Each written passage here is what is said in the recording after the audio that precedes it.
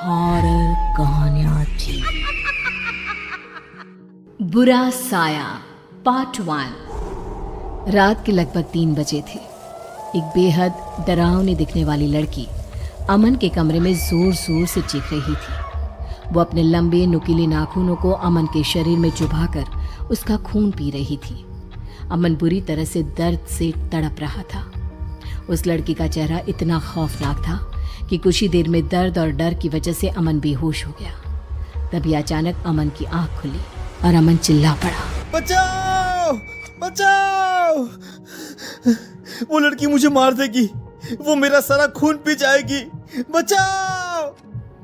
ये सुनते ही अमन की माँ सुशीला जी दौड़ कर आती है। अमन, क्या हुआ बेटा? तुमने वो बुरा सपना फिर से देखा क्या? ठीक हो ना तुम? माँ वो लड़की अभी भी यहीं पर थी, ठीक मेरे पास, और उसने मेरे शरीर में, देखिए ना, मेरा सारा खून। बेटा तुम बिल्कुल ठीक हो। पता नहीं तुम्हें सपने ऐसे क्यों बार बार आते हैं। मैं पंडित जी से बात करती हूँ। मम्मी देखो, बाहर की एक यूनिवर्सिटी में मेरा एडमिशन हो गया है। उन्होंने मेरी एप्लीकेशन एक्सेप्ट कर ली है। लेकिन बेटा अचानक इस तरह, तुम तो कह रहे थे कि इस वक्त वहाँ पर सारे एडमिशन क्लोज हो चुके हैं। हाँ माँ, सरप्राइज तो मैं भी हूँ, लेकिन देखिए ना, हो सकता है कि कोई सीट खाली रह गई हो और शायद इसीलिए उन लोगों ने मुझे बुला लिया हो। देखो बेटा, सारी चीजें अच्छे से जांच पड़ताल कर लेना। आजकल ना बहुत फ्रॉड होता है, किसी चीज का पता ही नहीं चलता। और मम्मी, कमाल की बात तो ये है कि मुझे ये कॉल सीधा लंदन की एक बहुत बड़ी यूनिवर्सिटी से आया है।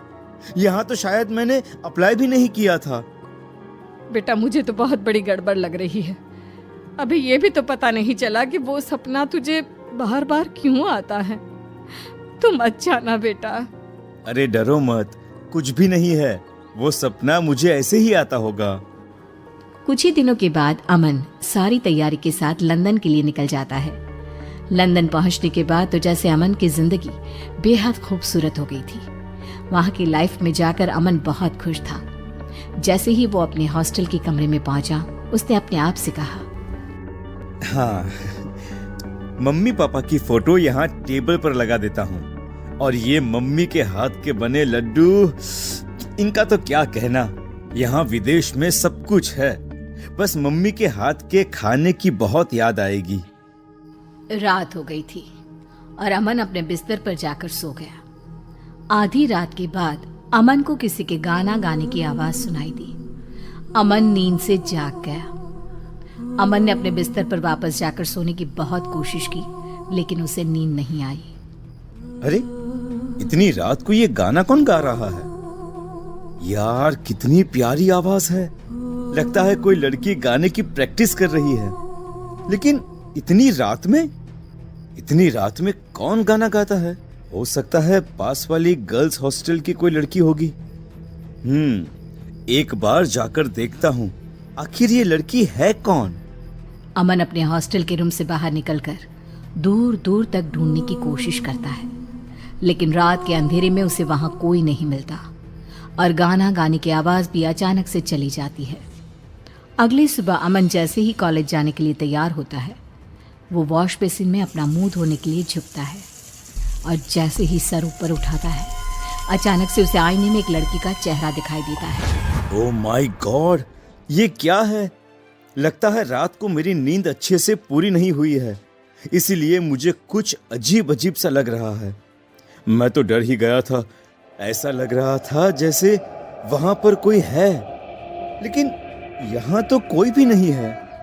अगली सुबह अमन अपने दोस्त से कहता है, अरे यार, एक बात बता, रात को हमारे हॉस्टल के पीछे कोई लड़की गाना गाती है क्या? बहुत प्यारी आवाज है। अरे नहीं यार, मैंने तो किसी की आवाज नहीं सुनी। मेरा रूम भी तो तुम्हारे रूम के ठीक बाजू में ही है। अरे यार, रात को लगभग 12 बजे के बाद तू जल्दी सो गया होगा शायद। अरे कम ऑन ब्रो, ये लंदन है, लंदन। यहाँ पर कौन जल्दी सोता है? और मैं तो वैसे भी रात को 2 बजे सोने वाले लोगों में से हूँ, पर मुझे तो किसी की आवाज सुनाई नहीं दी। जरूर तूने अपने कानों में ईयरफोन लगा के रखे होंगे। म्यूजिक सुनने का बहुत शौक है ना तुझे, इसलिए बाहर की आवाज कैसे सुनाई देगी? हाँ यार, वो बात तो है। एक्चुअली म्यूजिक तो सुन रहा था मैं। ए अमन, क्या बात है यार, किसी से प्यार व्यार हो गया है क्या तुझे? हाँ? अरे नहीं नहीं, बस एक लड़की की आवाज रोज रात को सुनाई देती है। भाई बच के रहना, मैंने सुना है यहाँ कैंपस में ना चुड़ैल घूमती है। अरे कोई बात नहीं यार, अगर चुड़ैल है तो चुड़ैल सही, उससे मिलूंगा मैं, और वो भी रात को। अमन जैसे ही अपने कमरे में जाकर सोता है, एक लड़की उसके सिर के पास आकर बैठ जाती है और धीरे धीरे उसके बालों को सहलाती है। अमन घबराकर जाग जाता है। कौन है? कौन है? यहाँ पर अभी यहाँ पर कोई था, कोई लड़की, लेकिन अभी तो कोई नहीं है। ये मुझे क्या हो गया है? लगता है कुछ दिनों से मैं अपनी फैमिली को ज्यादा ही मिस कर रहा हूँ, या फिर उस लड़की के बारे में ज्यादा सोच रहा हूँ। मुझे बार बार ऐसा क्यों लगता है जैसे जैसे यहाँ मेरे आसपास कोई और भी है। अमन थोड़ा सा परेशान हो जाता है। अगले दिन जब वो कॉलेज जाता है तो अचानक से एक लड़की अमन के पीछे से आकर उससे बात करती है। हेलो, आप इंडिया से आए हैं ना? आपका नाम अमन है ना? ओह माय गॉड, ये लड़की कितनी खूबसूरत है। मैंने अपनी लाइफ में आज तक इतनी सुंदर लड़की कभी नहीं देखी। क्या हुआ? मैं आपसे बात कर रही हूँ, आपने मेरी बात का जवाब नहीं दिया। आप इंडिया से है ना? जी हाँ, अब ठीक पहचाना आपने, मैं इंडिया से ही हूँ। और आप कौन? मैं यहाँ पास वाले कॉलेज में म्यूजिक स्टूडेंट हूँ और मुझे गाना गाने का बहुत शौक है। तो क्या रात के वक्त कैंपस के बाहर आप ही गाना गाती हैं? हाँ, आपने सुना? एक्चुअली ना, मुझे रात की खामोशी में गाना गाना बहुत अच्छा लगता है।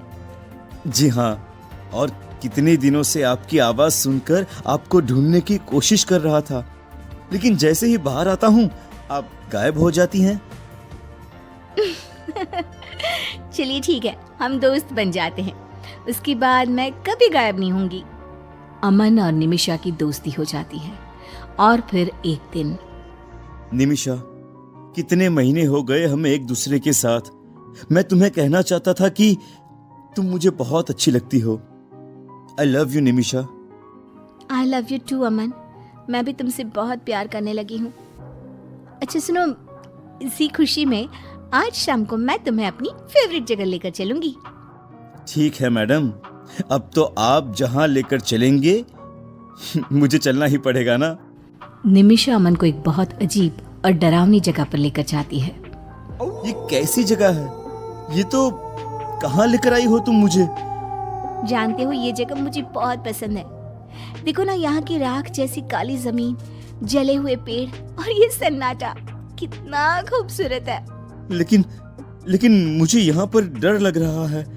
डर की क्या बात है, मैं तुम्हारे साथ हूँ ना। अच्छा सुनो, तुम्हें मेरा गाना पसंद है ना? मैं तुम्हें वो गाना सुनाती हूँ। निमिषा अचानक से अपना चेहरा दूसरी तरफ करके गाना गाना शुरू कर देती है। वाह, कितना अच्छा गाती हो यार तुम। I love your voice. गाते गाते अचानक से निशा की आवाज तेज हो जाती है और तेज होते होते उसकी आवाज एकदम डरावनी। ये देखकर अमन बुरी तरह से डर जाता है। निमिषा, क्या हुआ है? क्या हुआ है तुम्हें? ये क्या मजाक है कि तुम किस तरह से गाना गा रही हो? तुम ठीक तो हो ना निमिषा? चुप हो जाओ, अगर तुमने एक शब्द और कहा तो तुम्हारा खून पी जाऊंगी। चुप हो जाओ। निमिषा ने जैसे ही पलट कर देखा, अमन के होश उड़ गए। निमिषा डरावनी चुड़ैल का रूप ले चुकी थी। उसका चेहरा पूरी तरह से जला हुआ था, उसकी आंखों से खून टपक रहा था। उसके लंबे नुकीले दांत अमन का शिकार करने के लिए बेचैन हो रहे थे। कौन हो तुम? और क्या चाहती हो मुझसे? तुम्हारी मौत। तुम तो वही हो जिसे मैंने हॉस्टल के आईने में देखा था। तुम्हारे चेहरे को मैं पहले भी अपने सपने में देख चुका हूँ। इसमें कौन सी बड़ी बात है? तुम तो मेरा शिकार कब से ही बन गए थे मिस्टर अमन।